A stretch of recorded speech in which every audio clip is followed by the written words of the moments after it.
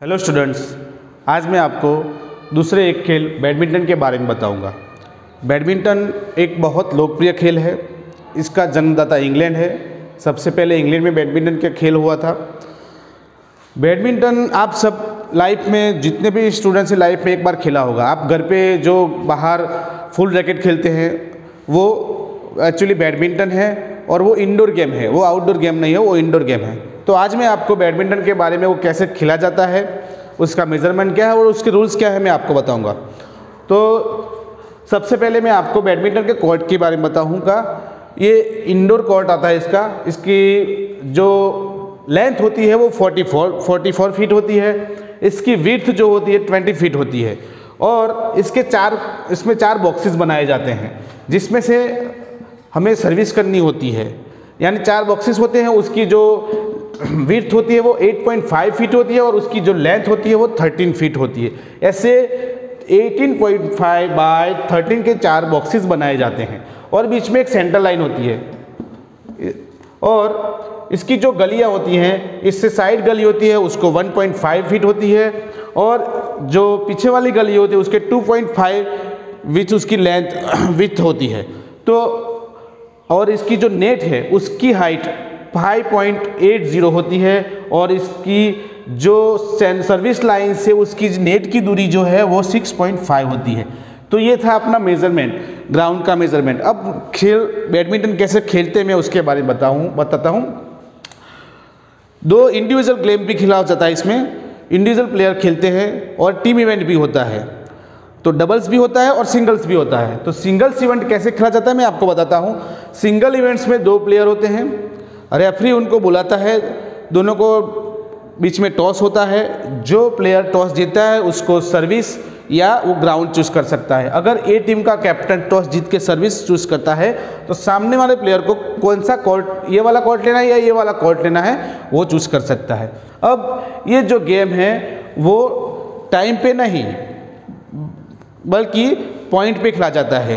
तो 21 पॉइंट के 3 गेम्स होती हैं। इसमें बेस्ट ऑफ 3 होता है, और एक गेम में 21 पॉइंट्स होता है।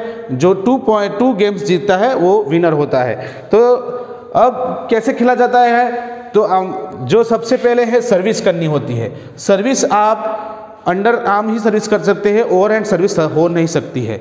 ये वेस्ट से नीचे की साइड हम सर्विस कर सकते हैं, ऊपर कर सकते नहीं हैं। तो आप क्या करेंगे, इसमें जो सर्विस का रूल्स एंड रेगुलेशन है वो ओआरई और इवन का होता है।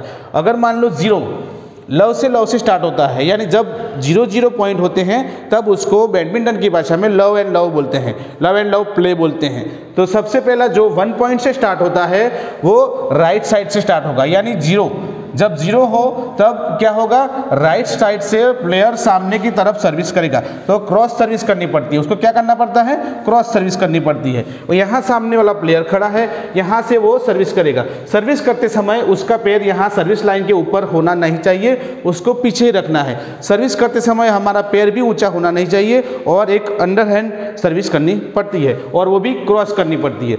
अब सर्विस इस यहाँ से की, नेट को टच किए बिना जो शटलकॉक है वो यहाँ पे गिरना चाहिए। जो यहाँ पे गिरता है सर्विस लाइन के बाहर की साइड, नेट के अंदर जो 13 फुट का एरिया है वहाँ गिरता है तो वो फाउल होता है। फाउल होता है तो क्या होता है, सामने वालों को पॉइंट मिल जाता है।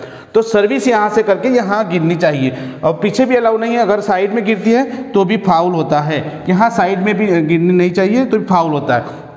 अब प्लेयर यहाँ से सर्विस करेगा तो ये क्या है, क्रॉस सर्विस करनी पड़ती है। उसके बाद सर्विस करने के बाद सामने वाले प्लेयर को भी 1 टाइम पे उसको वापस भेजना होता है। फिर वो कहीं भी मार सकता है, उसको यहाँ पे गिराना है तब 1 पॉइंट मिलेगा। ऐसा नहीं कि सामने सामने खेलना है, सामने वाले प्लेयर को कहीं भी गिराना है।